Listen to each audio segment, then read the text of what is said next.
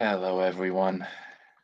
My name is Bob Janice Dillon, and I'm privileged to serve as minister to the Merseyside Unitarian Ministry Partnership in Ashton and Makerfield and Warrington and Chester. And I welcome you to this service for this weekend of the last weekend in May 2020, though you can watch this anytime. It's not particularly timely.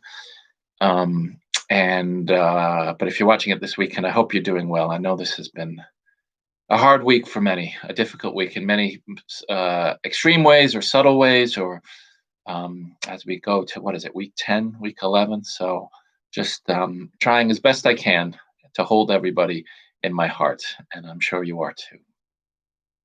So we'll say a word about this reflection, which is more of a reflection than a traditional religious service in a minute. But first, we will do something that is quite traditional to the Unitarian tradition, which is light a chalice, which is a flame, a candle, which is a reminder of the light of truth and the warmth of love that shines in our hearts. And today's reflection reading comes from the poet E.E. Cummings.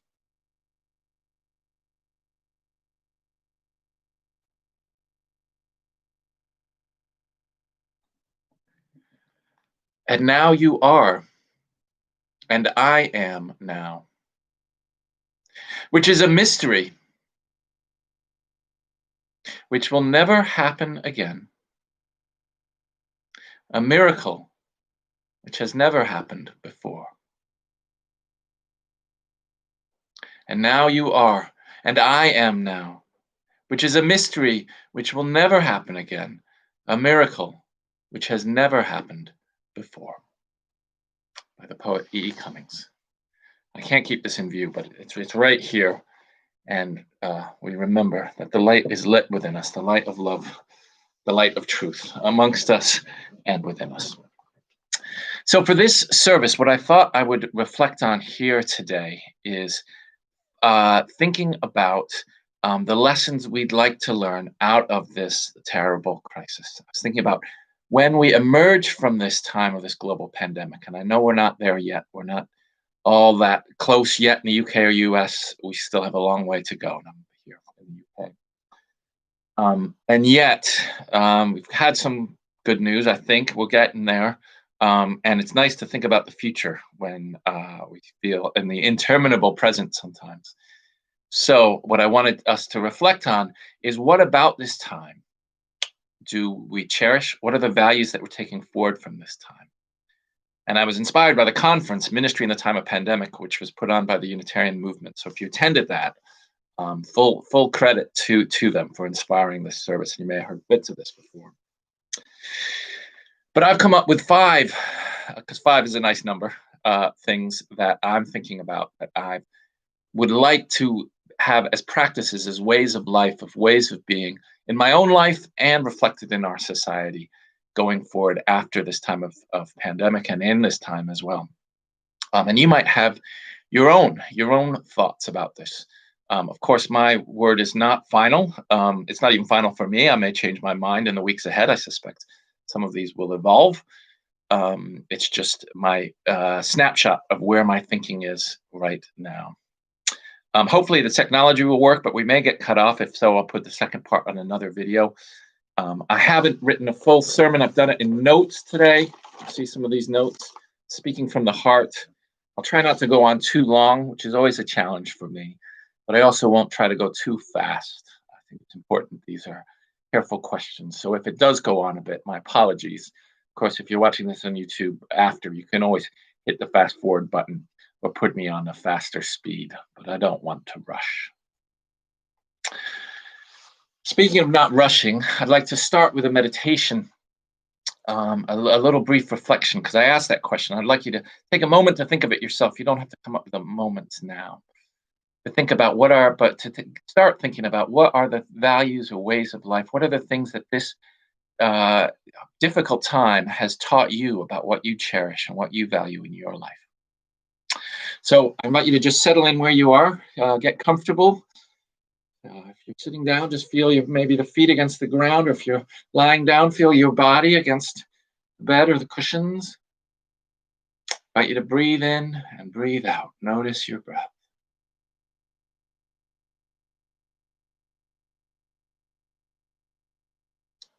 And as you're breathing, I invite you to reflect on what is it from this time? What has this time taught you? What are you more resolved than ever to cherish in your life? How would you like to live? What are the practices and habits that you would like to put into your life, to inculcate into your way of going about the day? How do you intend to live more fully, more profoundly, more happily, to live more meaningfully on this earth? Let's take a moment in silence to reflect on that together.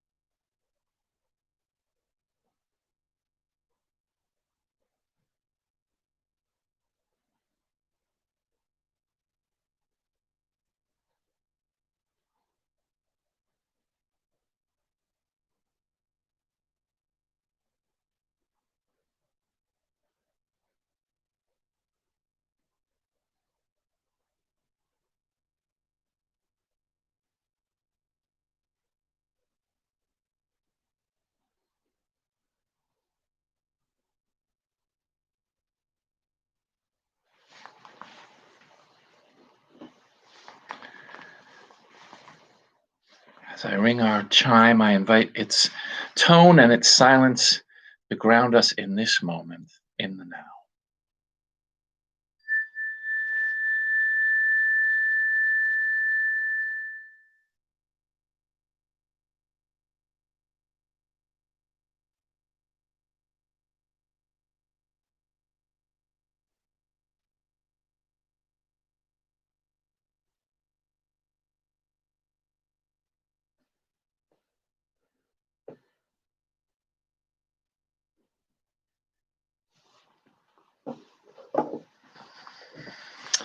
Well, here we are.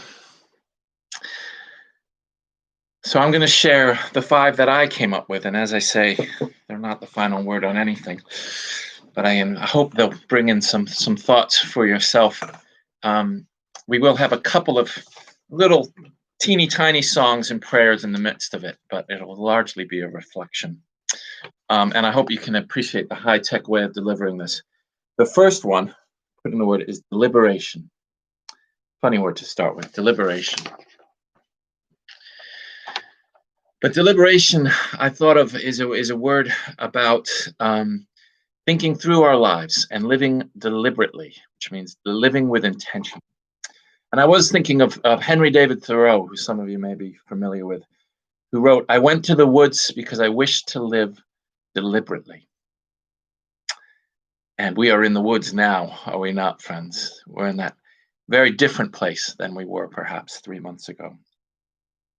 Henry David Thoreau, just so you know, went off to the woods for about 2 years as a kind of social experiment in the 19th century to think about living apart from the grid, we might say today, off of the grid, and thinking through what life really meant. And we have an opportunity to do that here today, at this time of pandemic. And as I put this on Facebook, this question this morning, and someone, Sue, thank you, Sue, wrote back to this when I asked this question that I asked earlier. This time has given us time to reflect on what really matters. This has given us time to reflect on what really matters. And that is the heart of deliberation for me. Doesn't mean I always am very good at reflecting on what really matters, but I think it gives us a chance to do it and to live in a slightly different way. To really be deliberate about things is to kind of let the day seep into our bones and to think about, what am I really doing? What difference does it make in the world? Is it really connecting with my innermost calling? And to ask those kinds of questions that usually don't come up with easy or glib answers, but take a while, they have to be lived into. And the Reverend Kate McKenna also answered on this question and said, I'm going to try and think, do I need to more? I never used to think twice before just popping out to do or buy something. And now that I do think twice, I think it's better. I think many of you maybe had the sense of deliberation when we think about popping out to the shops, and we think, well, shall we really, especially the first weeks, we thought, do we really want to? And that's important for us to think about in our lives. What are the consequences of what we're doing? And not be so quick to rush about things.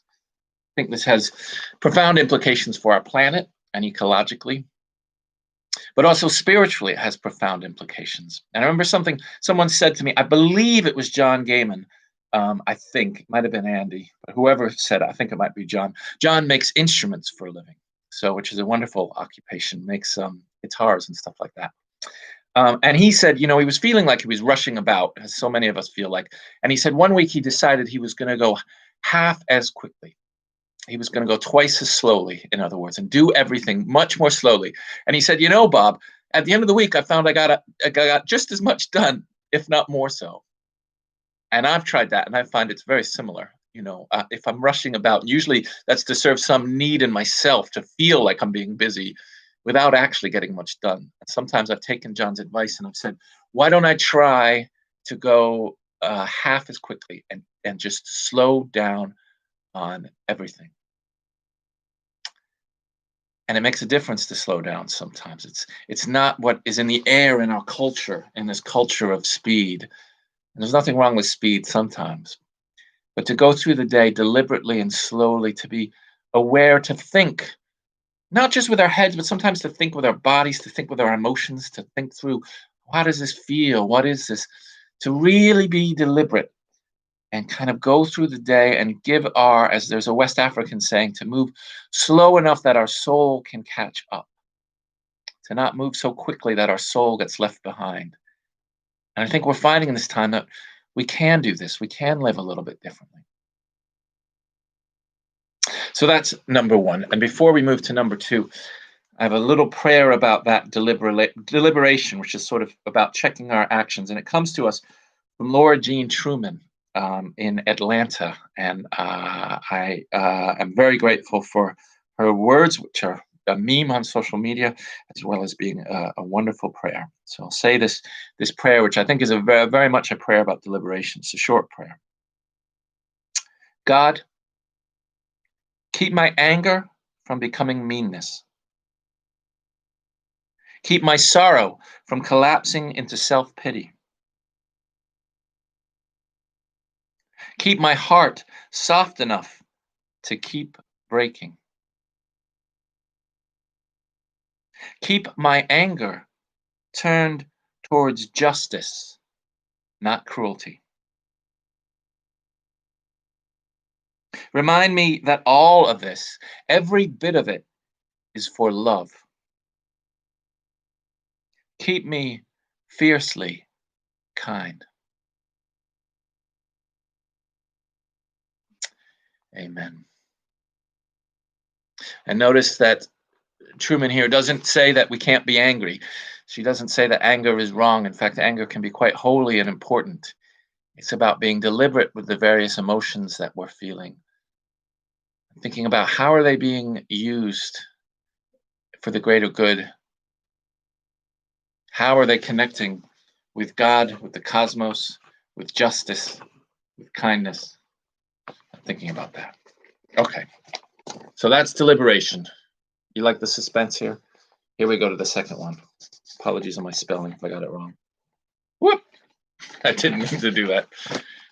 Neighborliness. And I hope you appreciate the British you, because I put that in because I'm at the UK, even though I'm an American. Neighborliness. Another interesting word. So we have deliberation and neighborliness. I think many of us, we know what neighborliness means about being a neighbor. And it was inspired by someone saying, I think it was yesterday, about how good it was to how in their particular community, how they found that neighbors were getting to know neighbors in new ways because they needed to be there for each other for very practical, tangible needs, like delivering food to those who were vulnerable, taking care of one another. And of course, we see that with the clap for carers. Sometimes we go out and we see our neighbors. So it's really good to know our neighbors. And a kind of cheeky question that I have is, why didn't we know our neighbors better before? And in truth, I've actually been very, very fortunate and blessed because both here where I live in Merseyside and in Pennsylvania, where I lived before, we got to know our neighbors very, very well. And it can consider it one of the big blessings of my life. It's wonderful to have good neighbors. Now, I know there's challenges to that, and I know it depends on context. City living is very different than country living, which is very different to town living. And everybody's context is a bit different. And there may be reasons we don't want to get to know our neighbors too well. It can be risky. If we have a falling out with our neighbors, that's quite painful as we live close to them all the time. So I understand that it's complicated, and I'm not saying that it's not complicated, but I do say from my own experience that this getting to know our neighbors is really a wonderful thing. And I would suggest, maybe you're in transition, though there's not a lot of house moves happening at the moment, but maybe you are. One of the best things you can do if you move somewhere is really make an effort to get to know your neighbors. Now, I know that's a little different if you're an introvert to an extrovert. And I know it's different depending on where you are. But sometimes even that intention can go a long way, I've found. Just to kind of think this would be a good thing to do. And if you just lodge that in the back of your mind, you might find it makes quite a difference. And I found that intention for me has made a big difference in my life. So neighborliness is a big thing. And I hope that this time will kind of make us think of neighborliness in a new way. But neighbors are not just who is close to us. And I think of the Good Samaritan, which many of you know. I will read it, and I don't mean to get overly preachy, so apologies. But it is a good story. Jesus is asked about what does it mean to be religious, and he responds a really simple thing, that it's to love God with all your heart and strength, and to love your neighbor as yourself. And the guy who's asking it says, "Who is my neighbor?" And Jesus tells a story. A man who was going down from Jerusalem to Jericho fell into the hands of robbers, who beat him and went away, leaving him half dead. Now a priest came by, and when he saw him, he passed by the other side. He ignored the person. Likewise, a Levite, when he came to the place and saw him, passed by on the other side. But a Samaritan, while traveling, came near him, and when he saw him, he was moved with pity. He went to him and bandaged his wounds. Then he put him on his own animal, brought him to an inn, and took care of him. The next day he took out 2 denarii, some money, gave them to the innkeeper, and said, "Take care of him, and when I come back, I will repay you more than you spend." Which of these 3 do you think was a neighbor to the man who fell into the hands of robbers? And the man said, "The one who showed him mercy." Jesus said to him, "Go and do likewise." It's a simple story, and it's one that's still well known in our culture, about being, we sometimes say being a good neighbor. Now, neighbor in Hebrew and English means the same thing, essentially, being somebody who's nearby. But interesting enough, Jesus doesn't say what it means to be a good neighbor. He just says what it means to be a neighbor. Because the Samaritan didn't live near the man, and neither did the priest or the Levite. But he was the one who showed mercy, and that's what it means to be near. And not only that, but that the mercy made him come actually physically close. You notice the priest and the Levite went on the other side of the road. They didn't want to be anywhere near the man on the ground. The Samaritan went close and tended to them. Now, we may not be a mercy to actually go physically close to someone these days because of social distancing. We may be doing them harm, which is why we are trying to stay 6 feet apart from one another. So how do we extend mercy when we can't be that physically close? How do we be near to each other? How do we be a neighbor to each other? Well, as we've discovered, there's a lot of different ways of doing that, apart from being physically close. And we found that online we can be neighbors to each other, even if we're on the other side of the globe. And my friend and colleague Jane Blackhall has pointed out through her Leadership in Heart and Soul, which is a wonderful group connections, group ministry program that happens in Unitarianism. And she notes how people who go into that program notice, go with a vulnerability and intimacy to go online and to immediately kind of be in a group, some of whom might be neighbors, might be strangers. We're all neighbors. To go in a group where some might be strangers, and to share something of yourself, even if you're not sharing the most intimate details, to share anything about yourself really takes a lot of courage and a lot of vulnerability.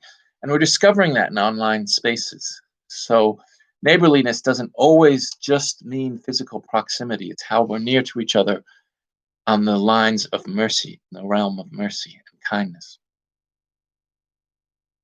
So that's how we can be near to one another.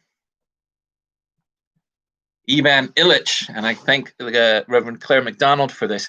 Ivan Illich, the philosopher, wrote a book about technology in the 1970s, and he called it Tools for Conviviality. Technology is tools for conviviality.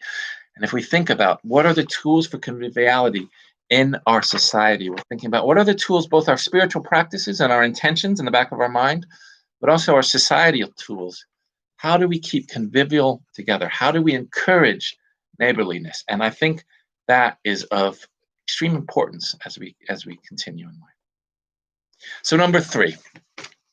Should I do this with suspense? Here we go. Neighborliness. And number 3, and you don't have to agree with these. Number 3, I say ritual, and I also say shaping time.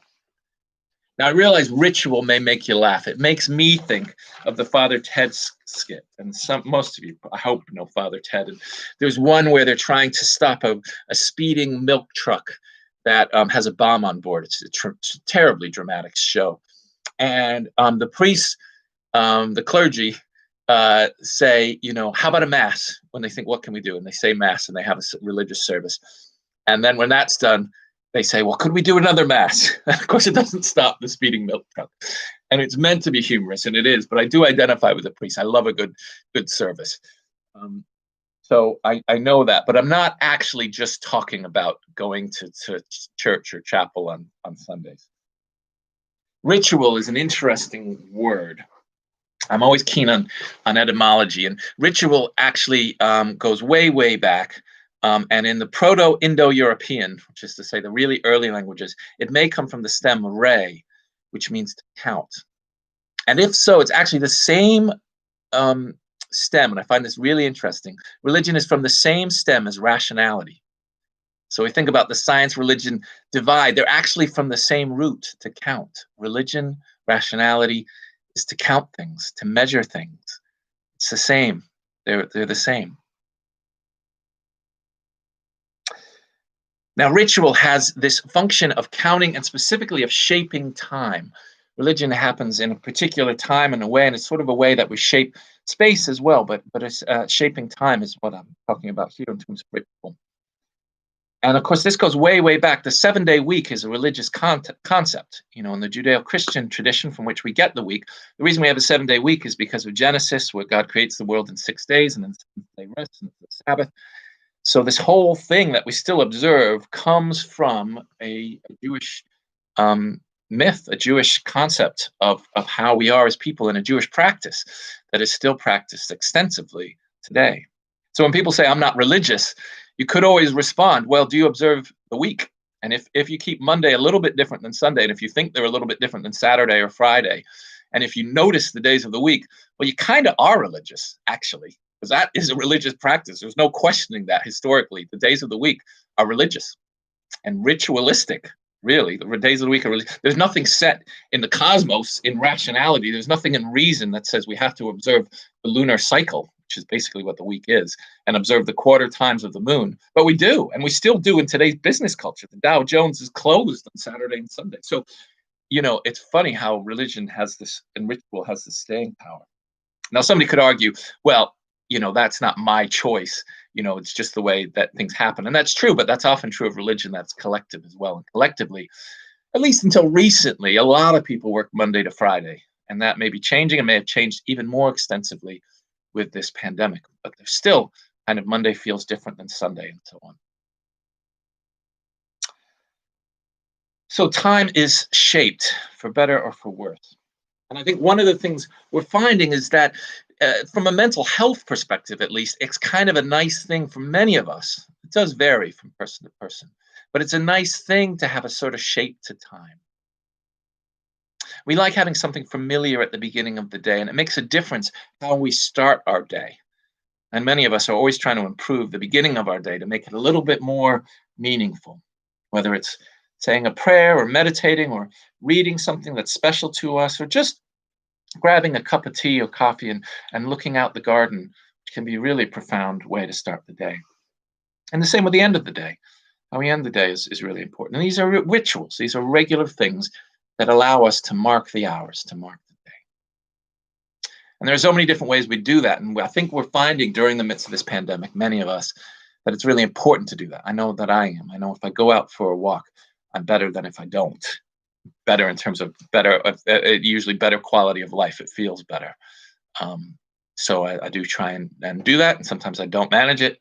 But when I do, I notice I feel better for it. In my family, we had a laugh. We all gather for a trivia quiz. I don't know. I see a lot of families doing that. Well, our family does that on Zoom or one of those things. I don't remember which program. Doesn't matter. Um, and we noticed that one of my brothers was ironing his shirts, and we laughed at that. I made an effort. I hope you appreciate this, brother, to iron my shirt. I didn't do a very good job. But we know him for ironing shirts, and he was again while he was taking this trivia quiz. And we asked him about it, and we said, "Are you still?" Well, he's still working. So but even most of us who are working are kind of a little bit fallen down on the ironing the shirts thing. I know I've never been good at it anyway. But he said, "Well, it's really important. For him, it's something to do. It's part of the things, and it's important to keep the same practices." So he's ironing his shirt, and I say, good on him. Even if that might not be one of my rituals, it's really important to have that marking. And of course, we've seen that with clap for carers. That's a collective ritual that has taken on a lot of meaning. That might have been sort of the last one on Thursday. I don't know how it will go, but it is meaningful to do something together. And it brings up both sides of the rituals because it may sometimes ritual becomes time for something new to emerge. And in the life of the church and religion, Christianity, we're trying to figure that out as well. I've said for a long time, I've wondered about Sunday mornings and if Sunday morning gatherings, I know they're very meaningful for people, but is that what it's going to look like in 50 or 100 years?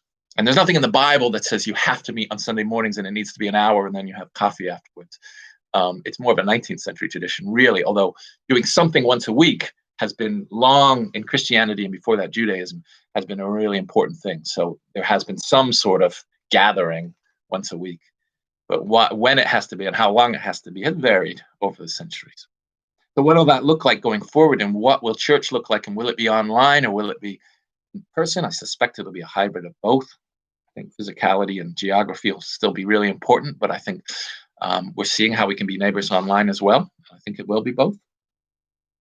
But looking at what ritual looks like doesn't mean we get stuck in the same thing, but it does mean we have something to mark the days, and that all time doesn't become a formless void, although sometimes it is, and it's nice to reflect on that. But as human beings, it's nice to sort of shape the time. So speaking of ritual, I thought we'd have a little song, and this is one of mine. If I can find it, and I'll try it here. If it turns off, I'll try it again. But this is a very simple one. I'll sing the verses twice. They're very short. I've done this one before, but it was several weeks ago. And for those who can't see the guitar, it starts G and then goes D, G. This is for guitars. D, G, A, then E minor, G, A, G, D. So if you want to play it at home. So I'll sing it twice. I know you can't hear anything but me, but that allows you the second time to sing. There are 3 verses, so I'm going to sing it twice to make 6 verses, but it's really, really short. So this is about making a ritual of each moment. It's called "May This Be a Moment of Peace." And the first verse, I say, "May this be a moment of peace with my God." If God language it doesn't speak to your spirit, you could say, "May this be a moment of peace in my soul," or "May this be a moment of peace in my heart." Either one of those is fine. So I'll just sing it, and then I'll invite you to sing it too. May this be a moment of peace. May this be a moment of peace with my God. May this be a moment. May this be a moment. May this be a moment of peace. Sing that again. May this be a moment of peace. May this be a moment of peace with my God. May this be a moment. May this be a moment. May this be a moment of peace. May this be a moment of joy. May this be a moment of joy in my heart. May this be a moment. May this be a moment. May this be a moment of joy. Sing that again. May this be a moment of joy. May this be a moment of joy in my heart. May this be a moment. May this be a moment. May this be a moment of joy. May this be a moment of love. May this be a moment of love in the world. May this be a moment. May this be a moment. May this be a moment of love. Last verse, sing it again. May this be a moment of love.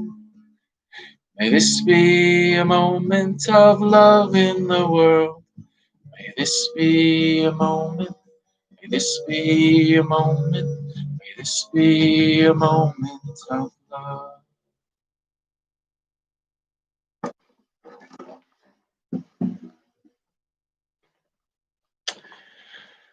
CDs are available for $9.99. They're not actually, but you're welcome to that song, which is free.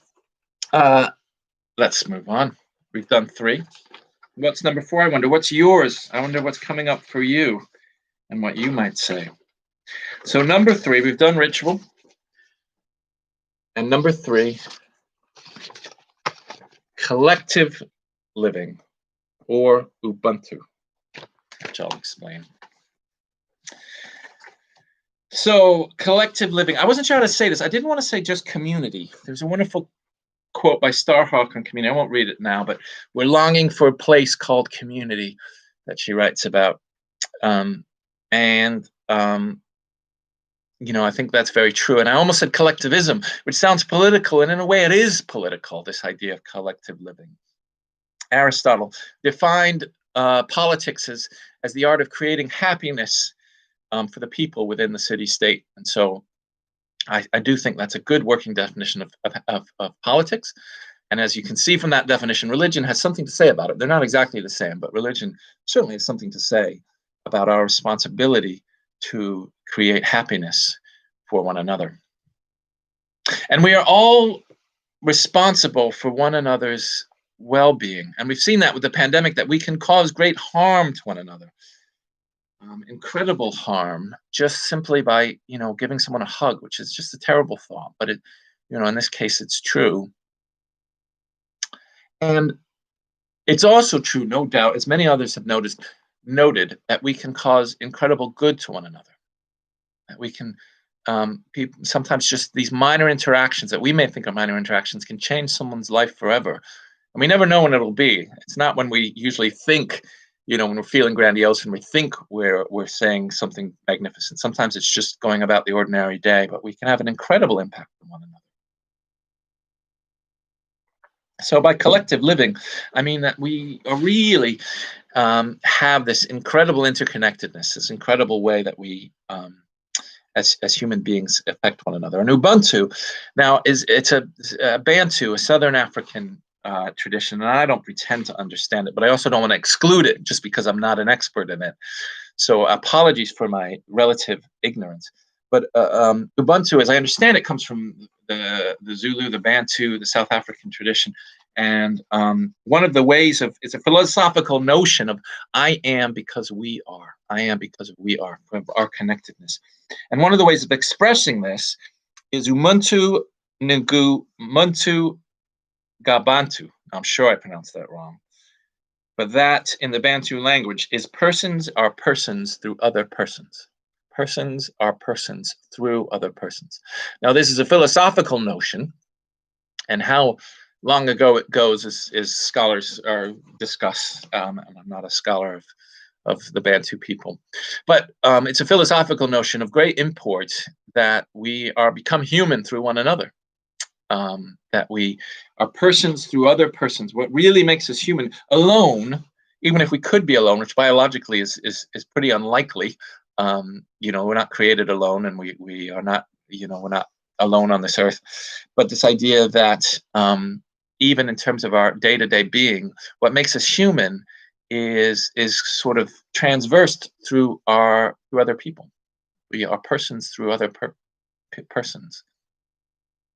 Now, another way of expressing this is we're all in this together, and we have this shared sense of humanity, that we're connected, and we're connected throughout the globe, as I've said before, by this global pandemic. We're connected across cultures, across ideologies, across points of view. Whatever we may think in our heads, we're connected by both the facts, whatever they may be, and by the love in our hearts, and by the truth. Now, I do think, I know in the UK, there's a couple of things very much in the news, and in the US, the terrible police brutality, and the fact that for people of color, young men of color, all African American people, that it's so difficult to simply go about life, and that everyday living is trammeled and threatened and harmed by a system of oppression. And I think that's very much true. And here in the UK, we've had the kerfuffle over one person, really, in this Dominic Cummings scandal. And I don't want to talk too much politics. However, I do think that this sense of fairness in British tradition is deeply important. And it's one that I've signed a letter about Cummings scandal, wishing that the government would express contrition over what I think was pretty clearly a breach of the regulations, according to my view of things. If one understandable in times, but really, I think it would be nice and not more than nice, I think it's deeply important that the government acknowledges a little bit of wrongdoing in this case, because this sense of fairness is not something that just exists on its own. It's not something that just comes out ex nihilo and just exists. Fairness has a strong British tradition, coming up over the debates about the Corn Laws in the 19th century, which I won't go into, to the Magna Carta, way beyond that, many of you are familiar with, to the novels of Dickens and Gaskell, and the kind of incredible emotions and moral emotions that brings out. Right through, and especially in World War II and rationing, the sense that one for all, that we're all in this together. It's kind of our own British version of Ubuntu. I am because we are, and we're all going to do this together. So when that is threatened, it's a really important and deeply important thing, even if it's just one instance of it. And we have lots of instances of it where people may flout the regulations. And I'm not going to comment on every single one, and maybe they are justified sometimes, and maybe the regulations are imperfect. I know they are, but still, I think it's very important to uphold this sense of fairness and this sense of collective living, that we're all in this together, and that needs to be upheld, and it needs to be cherished. I think the sense of fairness, and as we go out from it, when we're talking about public health, and I preached about it last week, I won't again. That is of such importance, that we are genuinely in this together, and we're genuinely there for our neighbor in the spirit that Jesus preached about. Now, speaking of being there for our neighbor, Jesus also preached forgiving 70 times 7. And I hope you practice that for me, and I aim to practice that for you, because being in this together also means that we're very, very different. And one of the wonderful things about the United Kingdom is how different we are in background, in personality, in perspective, in outlook, and we nourish those differences. We don't try to come out with one. We don't try to all be the same, because that would be a very boring and less meaningful way to live. So when Jesus says forgive 70 times 77, even though I'm not one to take the Bible altogether literally, I think he probably means it then. And I think, as for those of us who may be living together, it's especially important to forgive 490 times because we can rub against each other in all kinds of challenging ways. And online, that's every bit as much true, that as we hear each other's opinions and we express what's deep to our heart, that we may rub against each other, and we may need to practice that forgiveness, that radical forgiveness, forgiving 70 times 7. So we need to know, part of knowing that we're in this together is knowing that we can forgive each other for not being on the same page, because we don't really need to be.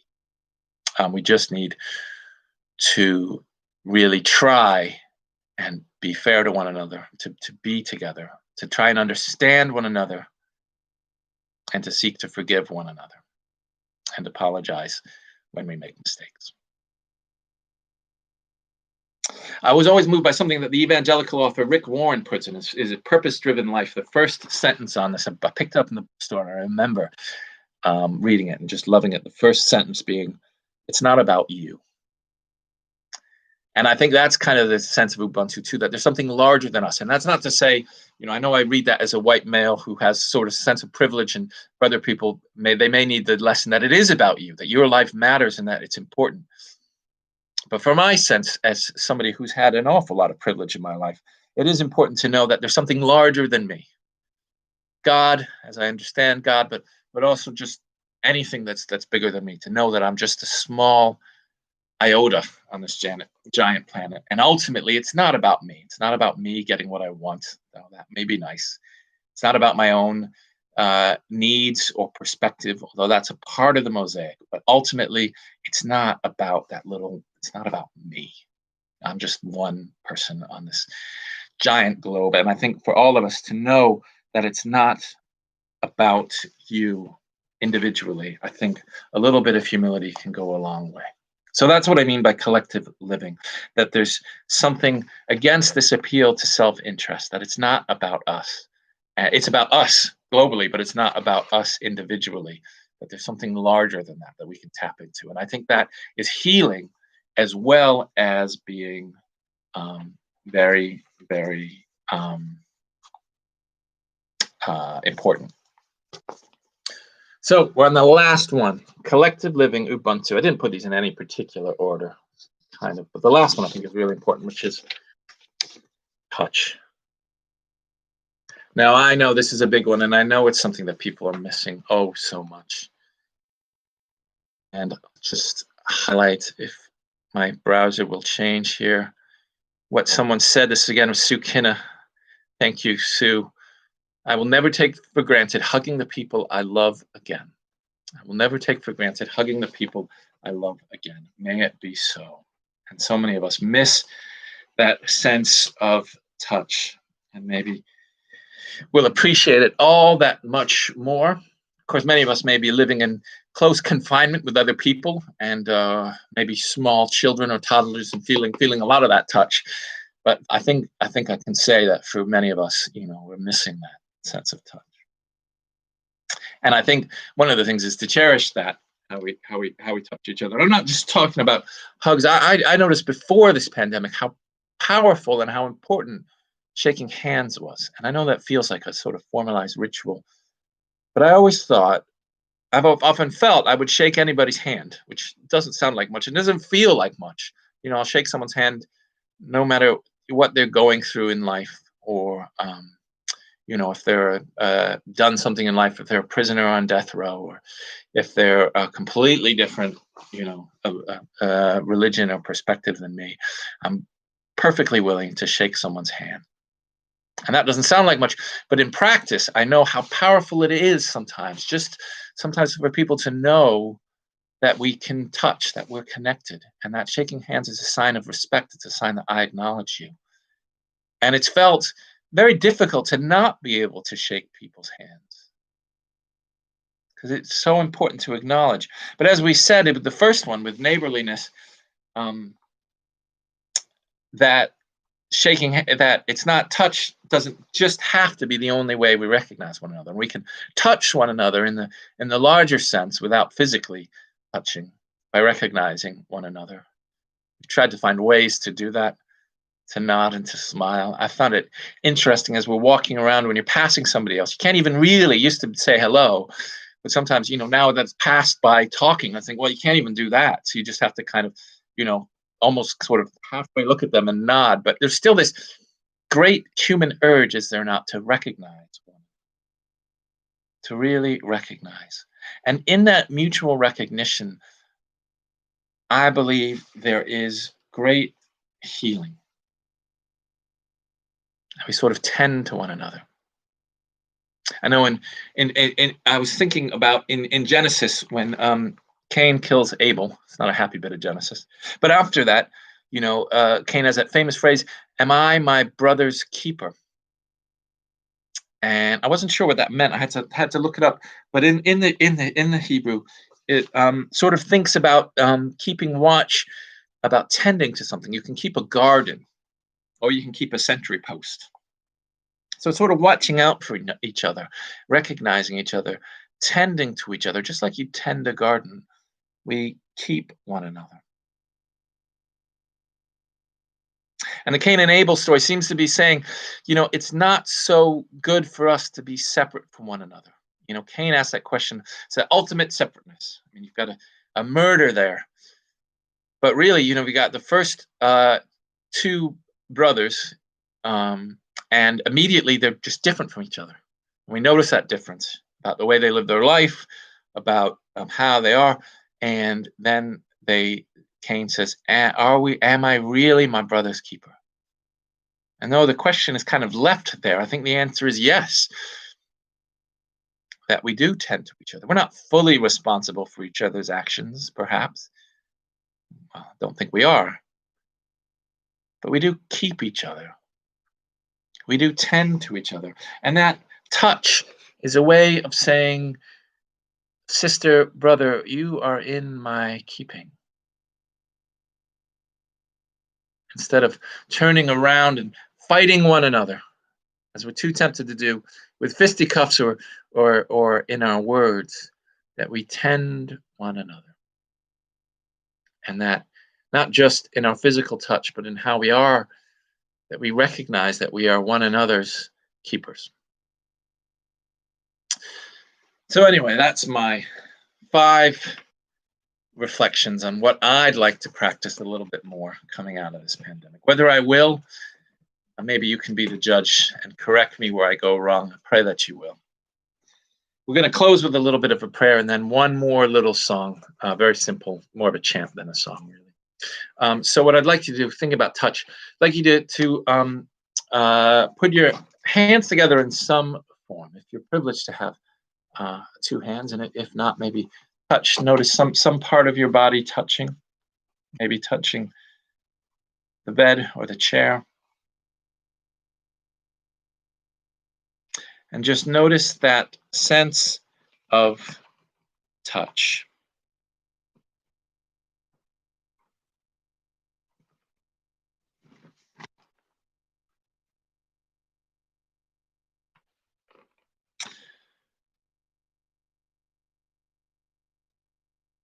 So I invite you to just notice where your body is touching your body, or where your body is touching the ground or the chair or the bed.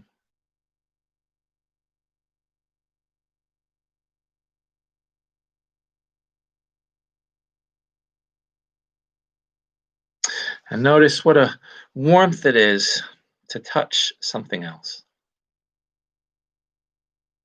to feel that connection between hand and hand, between body and world.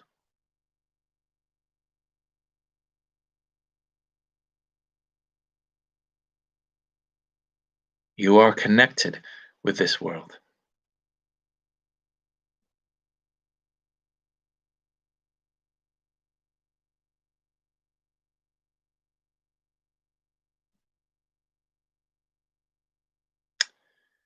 And we recognize in the midst of love and in the midst of the source of life, just how powerful this touch is. The potential we have to harm one another. The potential we have